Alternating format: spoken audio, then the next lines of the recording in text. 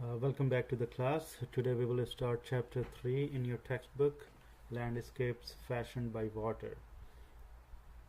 In the beginning of your chapter, there are two terms which are defined: external processes and internal processes, and what role do they play in the rock cycle. So let's first go over the definition. The external processes that are the processes, the physical natural event that occurs at or near Earth's surface. And the most important part here is that all these processes that occur at or near Earth's surface are powered by or driven by the energy from the sun. The another processes are called internal processes, and these are processes that occur inside in the interior of the Earth, inside the volume of the Earth, like plate movement,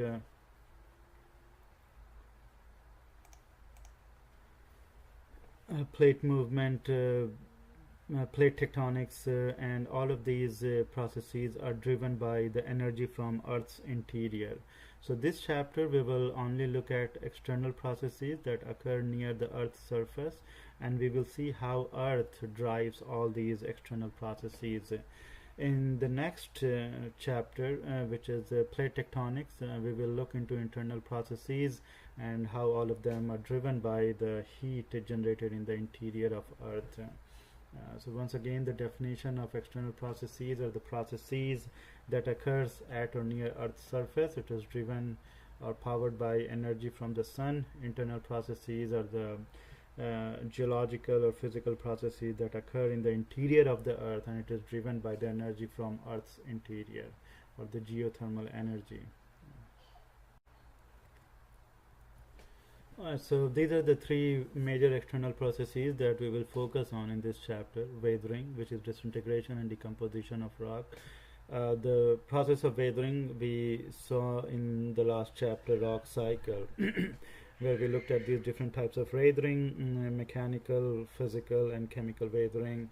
And in this chapter, we'll focus more in the impact of weathering, that how it transforms, changes the landscape that we see around us. So that is the process called mass wasting, which occurs at a much larger scale, where the transfer of rock and soil down a slope under influence of gravity. So mass wasting, it's also called as landslide. You must have heard or read it in the literature, the term called landslide most commonly, and in a more scientific way it is called as mass wasting.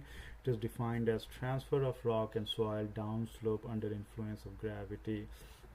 And the third external process is called erosion, which is also something we covered in the last chapter in rock cycle, that how these natural agents such as flowing water, waves, wind, and ice, they move these sediment, the small broken rock particles are moved from one location to another. Sometime over a very long distance, they are carried over by these natural agents such as flowing water, waves, wind, and ice.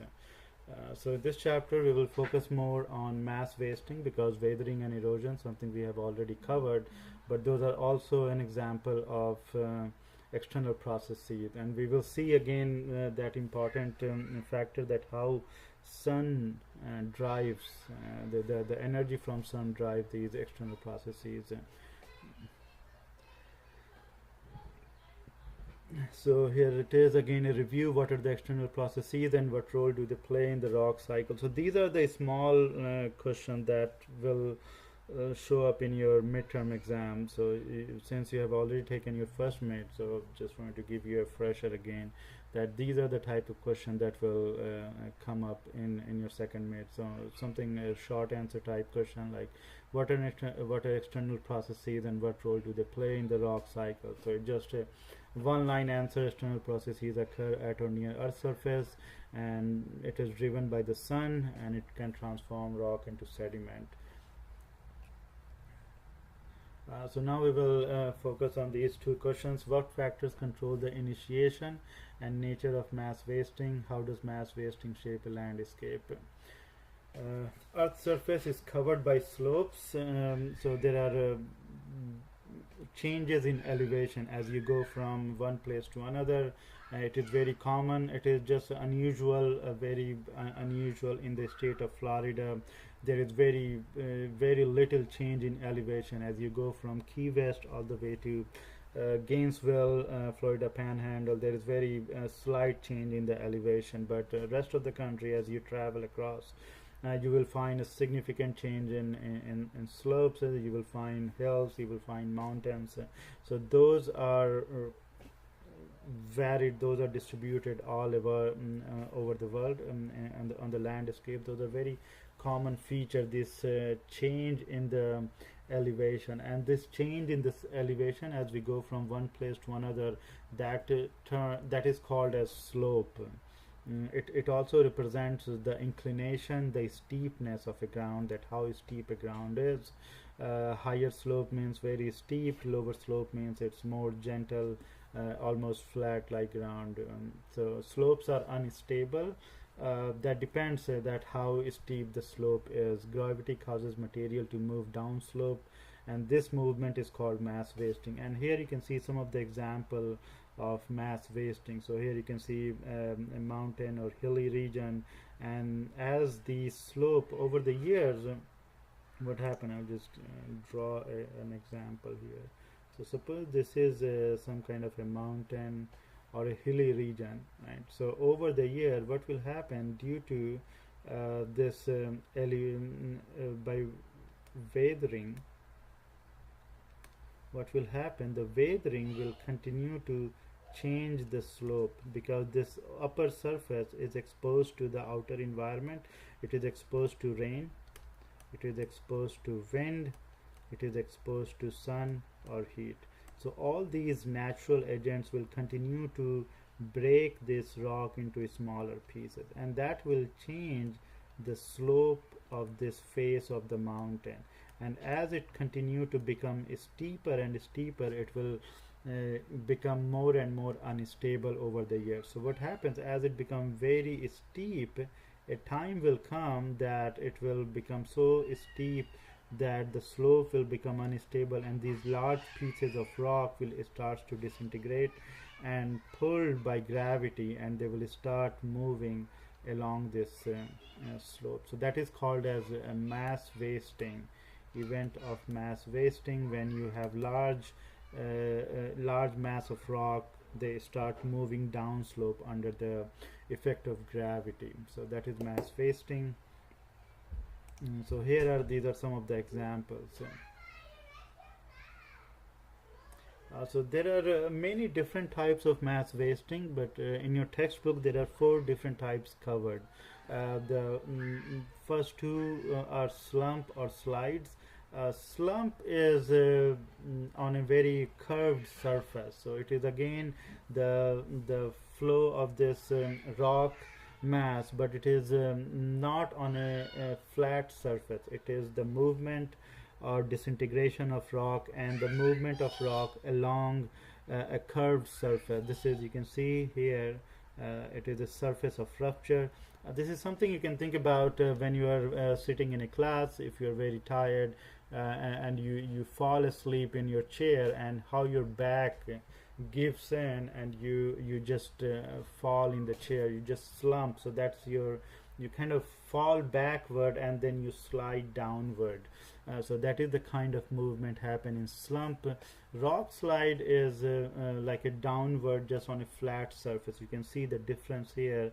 The failure plane here is curved. Over here, on the case of rock slide, the failure plane is a flat surface. So that is one difference between slump and rock slide. And in both cases, it is a failure. It is called as a mass wasting.